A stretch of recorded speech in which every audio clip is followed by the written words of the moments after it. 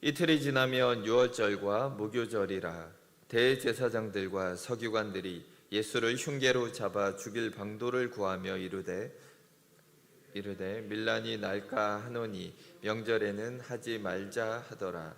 예수께서 베다니 나병 환자 시몬의 집에서 식사하실 때에 한 여자가 매우 값진 향유 곧 순전한 나드 한 옥합을 가지고 와서 그 옥합을 깨뜨려 예수의 머리에 부으니 어떤 사람들이 화를 내어 서로 말하되 어찌하여 이 향유를 허비하는가. 이 향유를 300데나리온 이상에 팔아 가난한 자들에게 줄 수 있었겠도다 하며 그 여자를 책망하는지라. 예수께서 이르시되 가만두라. 너희가 어찌하여 그를 괴롭게 하느냐. 그가 내게 좋은 일을 하였느니라. 가난한 자들은 항상 너희와 함께 있으니 아무 때라도 원하는 대로 도울 수 있거니와 나는 너희와 항상 함께 있지 아니하리라. 그는 힘을 다하여 내 몸에 향유를 부어 내 장례를 미리 준비하였느니라. 내가 진실로 너희에게 이르노니 온 천하에 어디서든지 복음이 전파되는 곳에는 이 여자가 행한 일도 말하여 그를 기억하리라 하시니라. 12 중에 하나인 가룟 유다가 예수를 넘겨주려고 대제사장들에게 감에 함께 했습니다. 그들이 듣고 기뻐하여 돈을 주기로 약속하니 유다가 예수를 어떻게 넘겨줄까 하고 그 기회를 찾더라. 아멘. 네, 오늘은 향유를 부은 여인이라는 제목으로 함께 말씀을 나누기를 원합니다. 자, 고대 세계에서는 한 사람이 어떻게 죽음을 맞이하는가가 매우 중요했습니다. 고대 사람들은 한 사람이 자제력을 잃고 생명을 구걸하면서 죽음을 모면하려고 하는 모습을 좋지 않은 죽음이라고 생각을 했습니다. 그러나 반대로 침착하고 용기 있게 품위를 지키며 자기의 죽음을 운명을 덤덤히 받아들이는 죽음을 좋은 죽음이라고 생각을 했습니다. 만일 어떤 스승의 죽음을 좋은 죽음이라고 생각하게 되면은 결국은 그의 죽음 때문에 이 스승은 좋은 스승이었다 이렇게 판단을 하게 됩니다. 또한 그가 생전에 가르쳤던 가르침은 또한 믿을만하고 또한 우리가 충분히 따를 만한 가치가 있다라고 여겨지게 되었습니다. 자, 그래서 좋은 죽음은 철학자들이나 스승들의 가르침이 얼마나 진실했는지 또한 그 가르침이 얼마나 본받을 만한 가치가 있는지를 입증할 수 있는 수단이었고 또한 그들이 전할 수 있는 마지막 메시지였다라는 것을 우리가 알 수가 있습니다. 자, 이런 가치관을 가지고 있었던 고대 사람들에게 고대 전기의 형태로 기록된 마가복음이라는 이 복음서는 예수님이 어떻게 죽으시는가 이 부분이 상당히 중요하게 작용을 했을 것이라는 것입니다. 그래서 마가는 예수님의 죽음에 상당히 공을 들여서 마가복음을 기록하고 있습니다. 마가복음은 다른 복음서와 비교를 했을 때 예수님의 고난과 죽음을 다룬 순환 이야기에 비중을 가장 많이 싣고 있습니다. 실제로 다른 복음서들과는 다르게 마가복음은 처음부터 예수님의 순환에 대한 정보를 조금씩 비추어주고 있습니다. 다른 복음서에서는 대부분 책의 후반부에 종교 지도자들이 예수를 죽이려고 했다 이렇게 기록을 합니다. 하지만 마가복음은 책이 시작된 지 얼마 되지 않는 3장에서부터 이 부분을 기록하고 있습니다. 3장 6절을 보시면 바리새인들이 나가서 곧 헤롯 당과 함께 어떻게 하여 예수를 죽일까 의논하니라. 이렇게 3장부터 예수의 죽음을 이미 조금씩 언급해 가는 것을 볼 수가 있습니다. 그만큼 마가복음에서 예수님의 순환 이야기는 매우 중요한 이야기라는 것을 우리가 알 수가 있습니다. 자, 다시 말해 마가는 그저 일어난 이야기를 서술하는 것으로 그치지 않고 가장 적절하게 내용을 편집하고 배치하면서 이 이야기가 가지고 있는 의미를 가장 극대화하는 것을 볼 수가 있습니다. 자, 오늘 보는 14장만 하더라도 우리가 흔히 샌드위치 구조라고 얘기하는 그런 형식이 3번이나 등장을 합니다. 자, 샌드위치 구조가 뭐냐 하면 여러분이 샌드위치를 먹게 되면은 자, 위하고 아래에는 빵이 있습니다. 식빵을 가지고 넣든가 뭐 햄버거도 비슷합니다. 그런데 가운데에 뭐가 들어가냐에 따라 이름이 바뀝니다.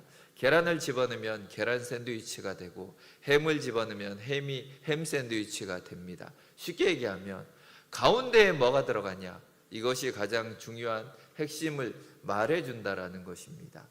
당시에 사용되는 이런 강조법을 통해서 마가는 오늘의 이 본문도 어느 정도 강조하고 있는 것을 우리가 볼 수가 있습니다.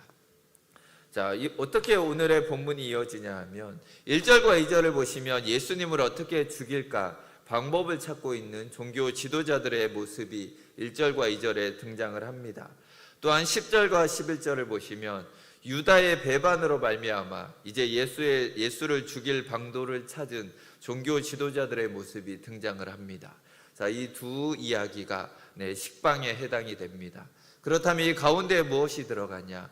오늘 주제로 잡은 예수님의 머리에 향유를 부은 여인이 이 가운데에 자리 잡고 있다라는 것입니다.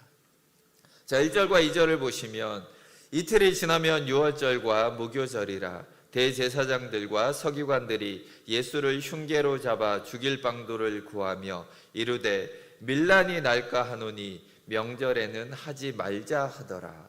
자, 유월절이라는 절기는 출애굽 당시에 마지막 10번째 재앙으로부터 구원을 받았던 것을 기념하는 절기입니다. 출애굽 당시 하나님의 애굽에 10가지 재앙을 내렸습니다. 마지막 10번째 재앙이 살아있는 모든 장자를 죽이는 재앙이었습니다. 하지만 하나님은 이스라엘 백성을 이 재앙으로부터 구원하시기 위하여 어린 양의 피를 집 좌우 문설주와 임방에 바르라고 이렇게 말씀을 하십니다. 그리고 그 피가 발라진 집은 죽음의 천사가 들어오지 않고 넘어가는 것을 상징하게 된다라는 것입니다. 실제로 재앙이 임하던 날 피를 바른 집에 이스라엘 장자들은 살아남았고 애굽의 장자들은 모두 죽임을 당했습니다. 이 일을 통해서 이스라엘은 애굽에서 탈출하게 되었습니다. 그래서 이 이후로 이스라엘은 죽음의 천사가 넘어간 것을 기념하며 계속해서 유월절을 지키게 되었습니다. 그리고 유월절이 지나면 곧바로 7일간의 무교절이 시작이 됩니다. 자, 무교절은 무교병을 먹으며 이스라엘의 출애굽을 기념하는 것입니다. 예전에 이 무교병으로 성찬식을 했던 그런 적이 있습니다.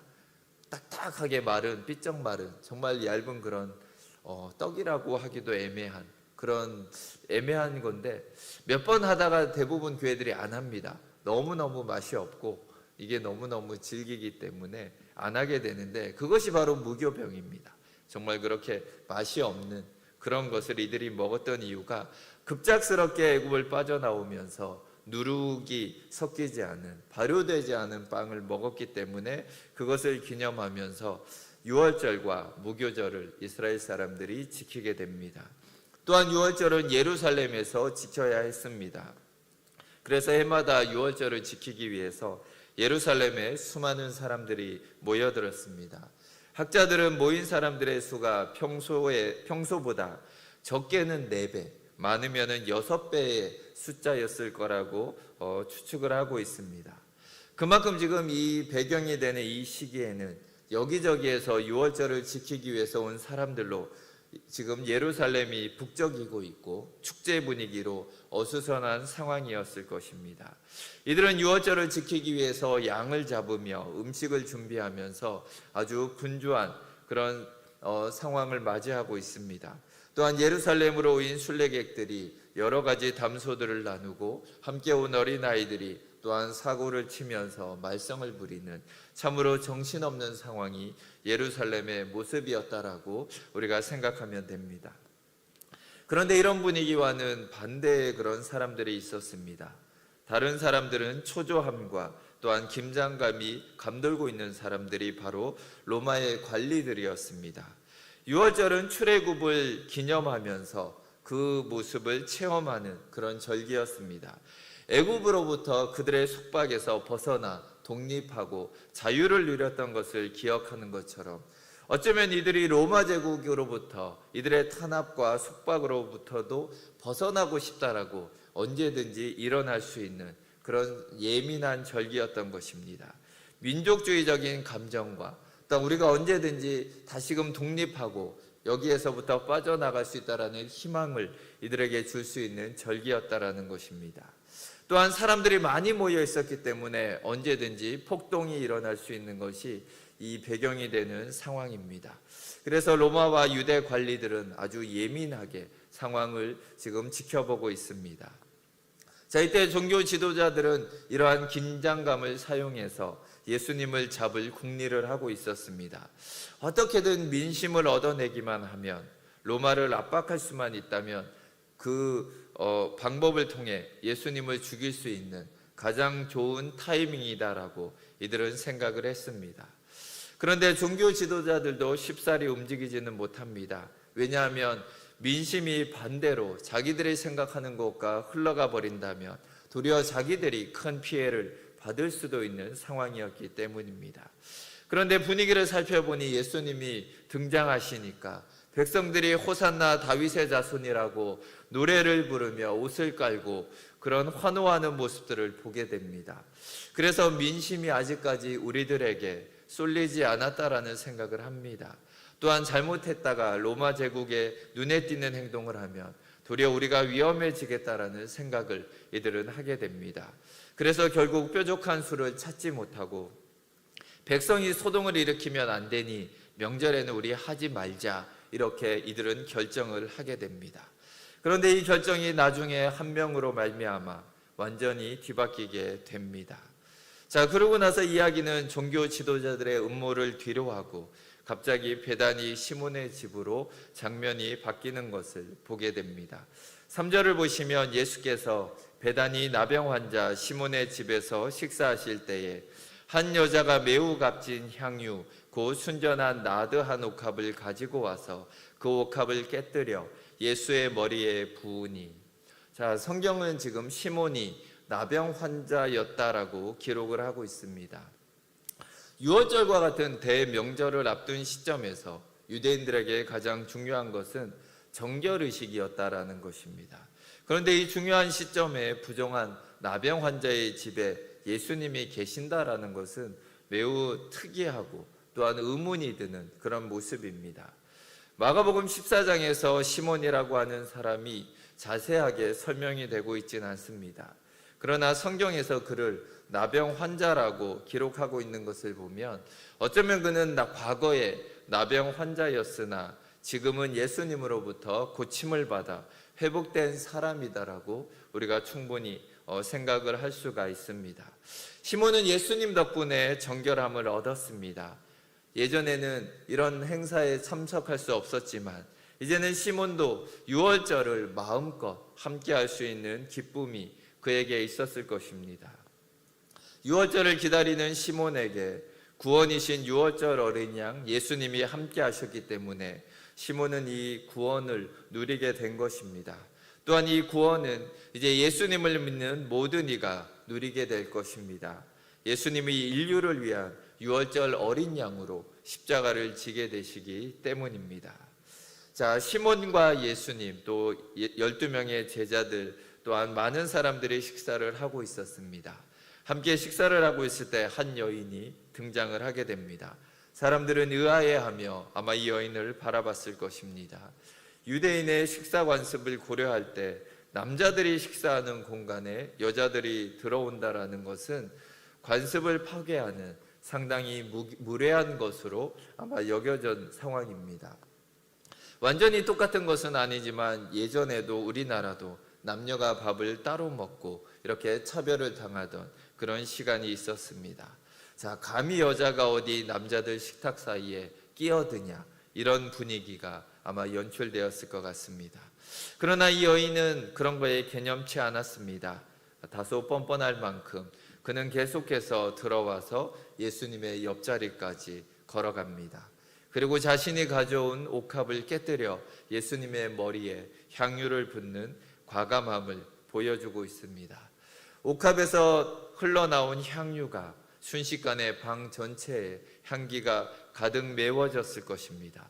또한 그 자리에 있던 사람들은 모두 어안이 벙벙해졌을 것입니다. 밥을 먹다가 지금 이게 무슨 일인가, 이런 의아한 생각들이 들었을 것입니다. 성경은 여인이 가져온 향유가 매우 값진 순수한 나드였다라고 기록을 하고 있습니다. 나드는 인도산 식물의 뿌리에서 짠 향유로 왕족과 귀족들이 사용하던 최고급 향유에 해당이 됩니다. 성경은 특별히 이 향유의 순도를 순전한이라는 단어를 써서 더욱더 강조를 하고 있습니다. 이 향유의 가격이 어느 정도냐? 300데나리온이 넘는다라고 나타나고 있습니다. 자, 이것은 당시의 시세로 따지면 노동자의 1년치 월급에 해당이 되는 금액입니다. 오늘날 최저연봉으로 계산을 해도 한 2,500만 원에서 많이 잡으면 3,000만 원 정도의 가치를 가지고 있는 향유라는 것입니다. 자, 몇몇 학자들은 당시의 문화를 생각해 볼 때 이 향유는 그녀가 산 것이 아니라 부모로부터 물려받은 유산일 수도 있다라고 생각을 합니다. 어쨌든 여러 가지를 따지면 따질수록 이 향유는 이 여인에게 매우 귀중한 그런 존재였다라는 것입니다. 나드는 향기가 좋은 기름이었기 때문에 당시 사람들은 향기를 오래 보존하기 위해 목이 좁고 긴 항아리인 옥합에 이것을 넣어서 밀봉을 했습니다. 또한 이 향유를 사용할 때 옥합의 길고 좁은 입구로 조금씩 향유를 부어서 사용할 수 있도록 만들어 놓은 것입니다. 자, 그러나 그녀는 옥합을 깨뜨려서 주님의 머리에 전부 쏟아 붓는 것을 우리는 보게 됩니다. 이 비싼 향유가 예수님의 머리카락을 따라서 흘러내렸습니다. 또한 바닥에는 이미 머리를 타고 흐른 향유가 고여 있는 것을 볼 수가 있습니다. 그러자 그 자리에 있던 몇몇 사람들이 이를 보고 흥분하며 화를 내고 있습니다. 4절과 5절을 보시면 어떤 사람들이 화를 내어 서로 말하되 어찌하여 이 향유를 허비하는가? 이 향유를 300데나리온 이상에 팔아 가난한 자들에게 줄 수 있었겠도다 하며 그 여자를 책망하는지라. 여인의 행동에 대해서 사람들이 웅성대기 시작을 합니다. 어쩌면 아니 저 여자 미친 거 아니야? 이 아까운 향유를 어떻게 저렇게 낭비를 한단 말인가? 이렇게 욕을 하고 있었을 것 같습니다. 자, 이 향유를 팔아서 가난한 사람들을 돕는 게 훨씬 낫다, 이렇게 얘기를 하고 있습니다. 이들이 이렇게 얘기하는 이유는 크게 두 가지가 있을 것입니다. 하나는 유월절을 의식했기 때문입니다. 유월절은 한 해 중에 누구보다 가난한 자들을 기억해야 하는 절기입니다. 고아와 과부, 이방인들, 나그네들, 레위인들을 살펴야 되는 절기가 유월절이기 때문에 이들이 아마 이렇게 말했을 수가 있습니다. 또한 또 다른 이유는 이 향유가 아까웠기 때문일 것입니다. 향유를 허비했다라고 이들이 말하는 것을 보면 이 값비싼 향유를 이렇게 낭비하는 것이 아마 아깝다라고 생각이 되었을 것 같습니다. 사실 향유를 사람의 머리에 붓는 것이 그렇게 특별한 그런 행동은 아니었습니다. 유대의 풍속으로 보면 잔치를 베푼 주인이 귀한 손님의 머리에 기름을 붓는 것이 당연한 의무로 여겨졌습니다. 이것은 기쁨과 축하 그리고 존귀의 의미를 담고 행하는 당시의 하나의 또한 풍속이었습니다. 그래서 유대인들에게는 상당히 익숙한 그런 장면이었다라는 것입니다. 자, 그런데 아무리 예수님이 귀한 손님이라고 하더라도 1년치 연봉의 값어치가 되는 이 나드 향유를 붓는 것은 아마 과하게 느껴졌을 것입니다. 예수님은 왕족도 아니었고 귀족도 아니었습니다. 또한 이 여인이 집주인도 아니기 때문에 이런 풍속을 행할 의무도 이 여인에게는 없었던 것입니다. 아마 집주인인 시몬이 이런 향유를 부었다라면 이들은 아까워했겠지만 그래도 나름대로 시몬이 저렇게 하는 건 손님을 잘 대접하는 거야 라고 생각했을 수 있습니다. 또한 시몬은 예수님 때문에 나병이 치유되었기 때문에 아마 저렇게 할 수 있는 나름의 이유가 있다라고 생각을 했을 것입니다. 자, 그런데 적어도 마가복음을 기록하는 그녀의 모습에서는 그녀가 이런 일을 할 그 어떤 이유도 보이지 않습니다. 자, 그렇기 때문에 사람들이 그녀의 행동에 이렇게 낭비한 것으로 여기는 것은 어쩌면 당연한 모습이었습니다.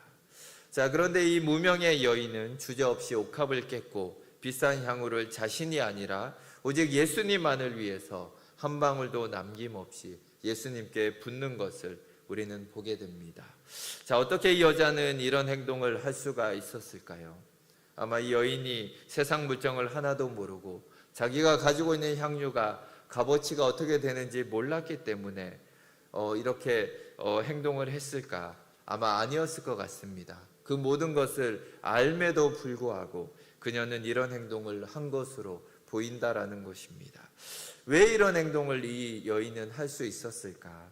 아마 그 답은 상당히 간단한 것 같습니다. 예수님 앞에서 이 향유가 가격이 얼마든지 이 여인에게 그것은 전혀 아깝지 않았던 것입니다.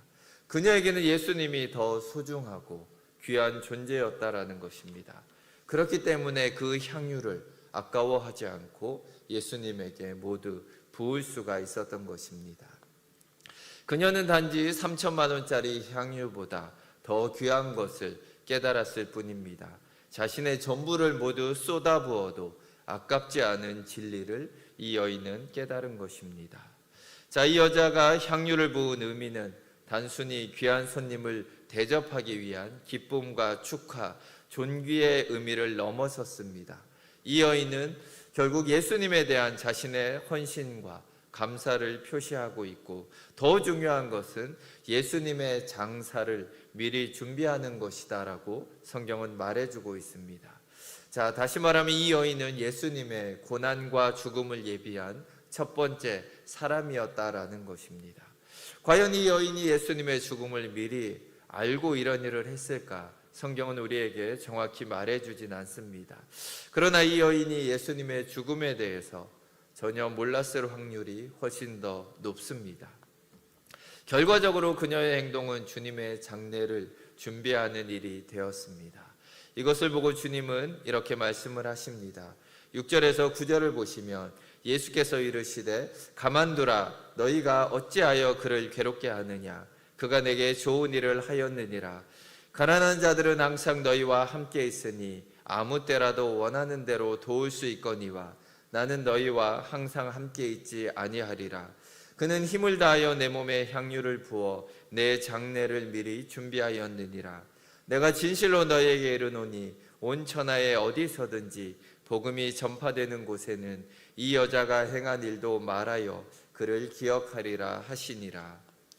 자, 다른 이들이 보기에 그녀의 행동은 미련하기 짝이 없는 그런 행동이었습니다. 그러나 주님이 보실 때 그녀의 행동은 가장 아름다운 일이었다라는 것입니다. 이 여인은 예수님을 누구보다 아주 많이 사랑했습니다. 예수님을 사랑하기 때문에 이 모든 일을 그녀는 할 수가 있었습니다. 그런 그녀의 사랑이 결국 아무도 예배하지 않았던 예수 그리스도의 장례를 준비하는 결과를 가져오게 됩니다. 예수님은 그 자리에서 바로 이 여인을 극찬하고 계십니다. 또한 주변의 사람들에게 말하십니다. 가난한 사람들은 늘 너희와 함께 있으니 언제든지 너희가 하려고만 하면 그들을 도울 수 있다. 그러나 나는 언제나 너희와 함께 있는 것이 아니다. 자, 가난한 사람을 돕는 것이 좋다라고 말하는 그들의 주장이 나쁜 것이 아닙니다. 또한 주님도 가난한 사람을 돕는 것을 나무라신 적이 없습니다. 하지만 그 좋은 핑계 뒤에 숨어서 아무것도 하지 않는 그들의 모습을 예수님은 지금 지적하고 계시는 것입니다. 가난한 사람들을 돕는 것은 좋은 일이다. 그것은 언제든지 너희가 하려고만 하면 할 수가 있단다. 그러나 너희는 언제든지 할 수 있는 일을 핑계로 지금 꼭 해야 하는 일을 미루고 있구나. 이 여자는 그 일을 미루지 않았다. 이렇게 다른 성경은 기록하고 있습니다. 자, 언제든지 아무 때라도 원하는 대로 마음만 내키면 할 수 있는, 이렇게 다른 성경은 번역을 합니다. 사실 우리도 언제든지 마음만 내키면 할 수 있는 일을 핑계로 주님을 미뤄줄 때가 있습니다. 마음만 내키면, 내가 시간만 되면, 내가 여유만 있으면 언제든지 할 수 있는 일을 핑계로 우리는 주님 앞에 나가는 것을 피하고 있다라는 것입니다. 그러나 주님은 말씀하십니다. 나는 언제나 너희와 함께 있는 것은 아니란다. 자, 이 말은 오늘 우리에게도 주님을 선택할 수 있는 기회, 주님을 따를 수 있는 기회가 언제든지 열려있지 않다라는 의미입니다. 우리가 이 땅을 살아가는 동안 우리는 예수님을 믿을 수 있고, 우리는 주님의 복음을 들을 수 있고, 또한 주님을 섬길 수 있는 시간이 한정되어 있다는 것을 기억하기를 원합니다. 자, 진짜 가치를 발견한 사람에게는 망설이는 것이 없습니다. 밭에 묻힌 보화를 발견한 사람은 자신의 모든 것을 다 팔아서 그 밭을 사는 것처럼 말입니다. 우리가 진짜 주님을 주인으로 여기고 있는지, 그분의 진리를 정말 깨닫고 따지고 있는가, 우리가 따르고 있는지 생각해 볼 필요가 있습니다. 단순히 우리의 입술의 고백이 아니라 우리의 삶의 고백으로 이 믿음이 증명될 때가 우리가 훨씬 더 많은 것을 기억하기를 원합니다. 그러니 여러분의 삶의 고백을 우리가 잘 살펴보기를 원합니다. 교회 밖에서 나의 삶에서 나는 어떻게 살아가고 있는지, 나는 정말 세상의 그 어떤 것보다 하나님의 나라에 더 귀한 가치를 두고 귀히 여기며 살아가고 있는지, 아니면 나는 무엇 때문에 이렇게 망설이면서 머뭇거리고 있는지 우리는 생각해 볼 필요가 있습니다. 이 여인은 이 장면에서 한마디의 말도 하지 않습니다. 하지만 그녀는 행동으로 그녀의 삶을 고백하면서 그녀의 믿음을 증명하고 있습니다. 우리에게도 이러한 믿음의 고백이, 믿음의 삶이 있어야 합니다. 주님을 택할 수 있는 기회가 우리에게 언제까지 주어질지 우리는 아무도 알 수가 없습니다. 하지만 이 기회가 우리에게 주어졌을 때 우리는 오늘 이 여인처럼 믿음의 선택을 해야 합니다. 다른 것들 때문에 주님을 미루는 그런 일들이 생기지 않기를 바랍니다. 자, 이제 이 모든 것을 지켜보고 있던 한 제자는 조용히 자리를 빠져나와 대제사장들에게 갑니다. 10절과 11절을 보시면 12 중에 하나인 가룟 유다가 예수를 넘겨주려고 대제사장들에게 가매 그들이 듣고 기뻐하여 돈을 주기로 약속하니 유다가 예수를 어떻게 넘겨줄까 하고 그 기회를 찾더라. 대제사장을 찾아간 제자는 가룟 유다입니다. 그런데 그가 대제사장을 찾아간 이유가 다소 충격적입니다. 예수님을 잡아 죽이려고 기회를 엿보던 이 사람들에게 이제 예수님을 어떻게 팔아넘기려고 유다는 그들을 찾아간 것입니다. 이제까지 종교 지도자들이 호시탐탐 예수님을 잡으려는 기회를 찾고 있었는데 이제는 그의 제자인 유다가 그 기회를 찾고 있는 것을 우리는 보게 됩니다. 앞서 한 여인이 보여줬던 믿음의 헌신과 너무나 상반되는 모습을 이 유다가 우리에게 보여주고 있습니다. 마가복음은 유다가 예수님을 넘겨준 대가로 은돈을 받기로 약속했다라고 기록을 합니다. 마태복음에서는 더 구체적으로 은돈 30냥이었다라고 기록을 하고 있습니다. 그리 크지 않은 액수입니다. 유다는 헐값에 예수님을 팔아버리는 것입니다. 마가는 이런 샌드위치 구조를 사용해서 의도적으로 향유를 부은 여자와 주님을 배신한 가룟 유다를 대조하는 것을 우리는 보게 됩니다. 이름도 밝혀지지 않은 무명의 여인은 자신이 가진 가장 소중한 것을 깨뜨려 예수님을 섬기고 있습니다. 그러나 예수님의 제자라는 이름을 가졌던 유다는 예수님을 값싸게 팔아서 고작 돈 몇 푼을 얻는 것을 우리는 보게 됩니다. 유다는 탐욕의 눈이 어두워져서 여인이 깨달아서 알고 있던 예수님의 가치를 발견하지 못했던 것입니다. 유다가 예수님을 배신한 이유는 여러 가지 추측이 있습니다. 그 중에 가장 대표적인 것은 예수님의 행보가 그가 꿈꾸던 정치적인 메시아의 모습과 너무나 달랐기 때문입니다. 예수님의 최측근이었던 제자들은 앞선 가르침과 예수님의 순한 예고를 통해서 뭔가 예수님이 우리가 생각하는 것과 다른 것을 준비하신다라는 것을 어렴풋이 짐작하고 있었을 것입니다. 하지만 아직까지 긴가민가 의심하는 유다에게 향유를 부은 여인의 행동은 그들에게 확신을 심어주었을 것입니다. 예수님이 그녀를 향해 자신의 장례를 준비했다라고 정확하게 언급을 하셨습니다. 그렇다면 유다가 꿈꾸던 혁명을 통한 새 나라는 더 이상 기대할 수 없다라는 좌절이 유다에게 찾아왔던 것입니다. 결국 유다는 자신이 사랑했던 예수님을 팔아 넘기기로 결심을 합니다. 예수님과 3년 동안 함께했던 유다는 예수님을 은돈 30냥의 값어치로 팔아버리는 것을 보게 됩니다. 자, 유다에게 예수님은 은돈 30냥의 값어치에 불과했던 것입니다. 하지만 무리 속에 섞여서 예수님의 가르침을 과연 몇 번이나 들어봤을지 모르는 이 여인은 예수님에게 1년치 연봉을 다 부어도 아깝지 않다라고 느끼고 있는 것입니다. 유다는 할 수 있는 모든 것을 다해서 이제는 예수님을 배신하고 있습니다. 예수님이 언제 무엇을 하시는지, 그래서 언제 쳐들어가야 하는지 자신이 가지고 있는 모든 정보를 종교 지도자들에게 넘겨주고 있습니다. 그가 할 수 있는 모든 것을 바탕으로, 그가 경험했던 예수님의 모든 것을 바탕으로 이제는 예수님을 팔아넘기는 유다의 모습을 우리는 보게 됩니다. 가룟 유다는 돈을 위해서 자신의 믿음을 희생시켰지만 오늘 이 여인은 자신의 믿음을 위해서 돈을 희생시키는 것을 우리는 보게 됩니다. 예수님을 인해 누렸던 것이 훨씬 많았던 유다였습니다. 그러나 그는 그 많은 것을 누리고도 복음을 제대로 깨닫지 못하고 예수님을 팔아 넘기게 됩니다. 그러나 이 여인은 예수님으로부터 복음을 듣고 믿으며 자신의 삶을 주님께 과감히 드러내고 있습니다. 이 여인에게 은혜는 예수님 그 자체였다라는 것을 우리가 기억하기를 원합니다. 이것이 두 사람이 가진 가장 큰 믿음의 차이입니다. 예수님이 자신에게 향유를 부은 여인을 기뻐하셨던 이유는 그가 부은 값비싼 향유 때문이 아니었습니다. 그녀의 중심과 그녀의 고백을 예수님은 들으셨기 때문입니다. 주님은 비싼 향유보다 자신을 그렇게 사랑하고 있는 그녀를 얻은 것으로 인하여 더 기뻐하고 즐거워하셨을 것입니다.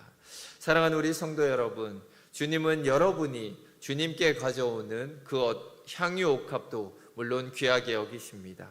하지만 주님은 주님께로 나아오는 여러분을 한 분 한 분을 더 귀하게 보신다라는 것을 우리가 기억하기를 원합니다. 주님의 시선은 우리의 손에 들려있는 옥합이 아니라 바로 옥합을 들고 있는 우리를 더 귀히 여기신다라는 것을 우리가 기억하기를 원합니다. 예수 그리스도를 위해서 우리의 모든 것을 드릴 수 있는 동작중앙교회 성도님들이 되시길 주의 이름으로 축원드립니다. 함께 기도하시겠습니다. 하나님 아버지 감사합니다. 오늘 마가복음을 통해서 옥합을 깨트린 여인은 자신의 모든 것을 내려놓고 예수 그리스도를 섬기기를 원합니다. 하지만 유다는 자신의 모든 것을 사용하여 은 30냥에 예수님을 팔아버리는 것을 보게 됩니다. 정말 예수님의 가치를 아는가 모르는가에 따라서 우리의 모든 행동들이 달라질 수밖에 없습니다. 어쩌면 우리도 유다처럼 어쩌면 우리의 목적을 위해서 하나님을 아직까지 믿고 있지 않은가 우리가 돌아보기 원합니다. 정말 향유를 깨트린 여인처럼 정말 예수님 한 분으로 우리의 모든 것을 내려놓을 수 있다라는 고백이 우리 가운데 있기를 원합니다. 하나님, 우리가 예수님을 위해서 그 어떤 것도 아까워하지 않고 우리 자신을 하나님 앞에 기쁨으로 드리는 동작중앙교회 성도님들이 되게 하여 주시옵소서. 정말 우리를 위하여 십자가에서 모든 것을 내려놓으셨던 예수님을 기억하며 우리도 주님을 위하여 모든 것을 내려놓고 하나님만 사랑하는 모든 성도님들이 되게 하여 주시옵소서. 감사드리며 주 예수 그리스도 이름으로 기도드립니다. 아멘.